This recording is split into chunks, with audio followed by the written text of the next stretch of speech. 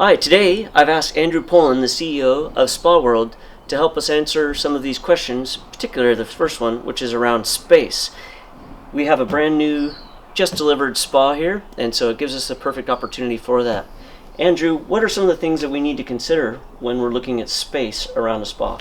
Okay, Jay, so the important thing when considering space is that you don't just allow for the size of the spa itself. You allow for plenty of room to be able to move around and interact with the spa. Okay. And that's particularly important when it comes to entering and exiting the spa. So in this particular situation, the homeowner wishes to enter and exit the spa from this side. Okay. So we're going to have a set of steps set up on this side of the spa. Okay.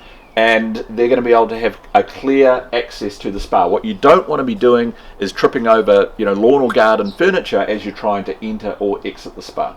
Okay, and you said steps, so what kind of distance do I need to leave around the steps as a rule of thumb? So typically for a portable spa like what we're seeing here, 600 millimeters for the steps and then at least a meter to access the steps safely in front of that. So you really need at least 1.5 or more meters on the access side of the spa. That makes perfect sense. And are there any other accessories that you think we need to really get our heads around when it comes to space? One that I would recommend, Jay, is that every spa should be installed with a cover lifter.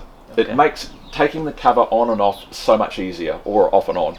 Now, when considering a cover lifter, you need to allow 200 millimeters on each side of the spa, and then at least 500 millimeters over the back of the spa for the cover to rest when it's been taken off. Okay. So in this particular spa situation, we're going to pull it forward a little from the greenery in the background so that we've got 500 millimeters of space over the back side that the cover can rest when the homeowner has the cover open.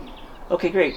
What about privacy? What do you think about when we're getting ready to install a spa in an area? What should we think about when it comes to privacy? Privacy is a very important consideration. Now, this homeowner has no overlooking properties, but many of our spa buyers do. So if you've got a 2-story home next door to you, then you need to consider the fact that your neighbours might be looking down at you when you're using the spa. So it's important to consider screening around the spa. In this case, we've got some nice high greenery here, but that might be fencing or other screening that keeps your privacy, sound when you're using the spa pool.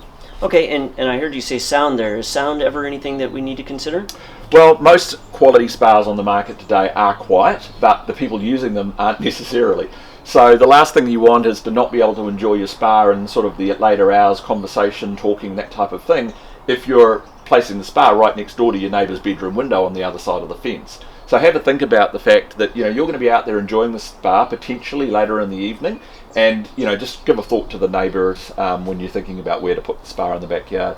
Okay, and are there any other things? Should we think about view? What if we have this massive view that we're out looking? Yes, so if you've got a view or a particular outlook that you want from the spa, then you need to consider how you position the spa in relation to the seats that are in it.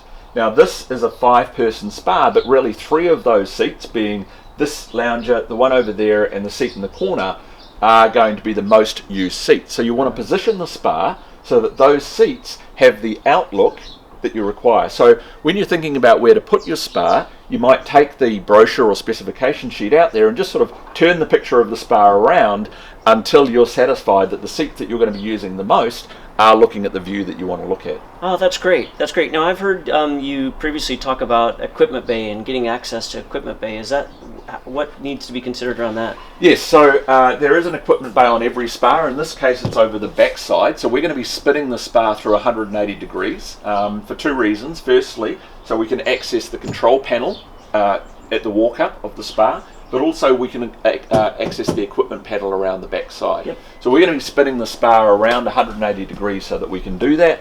And with regard to the equipment bay, once again, you need at least sort of 500 to 600 millimeters to be able to access that if required. Okay, and just so I'm clear, an equipment bay is what? So an equipment bay is where the pumps and control system, the automatic sanitizing equipment is. Yes. There are some replacement items that live in the equipment bay, so it's important that you get access.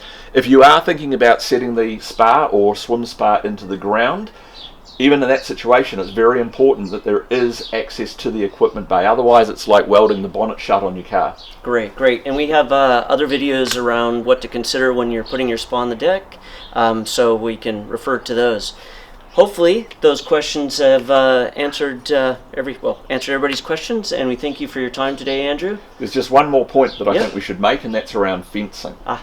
Okay, so in some locations, in some states, in some countries, fencing is required for a spa. And in those situations, the fencing requires a setback from the edge of the spa. Okay, so just one last thing to consider is talking to your sales consultant about the fencing regulations in your particular area. Perfect. Thank you.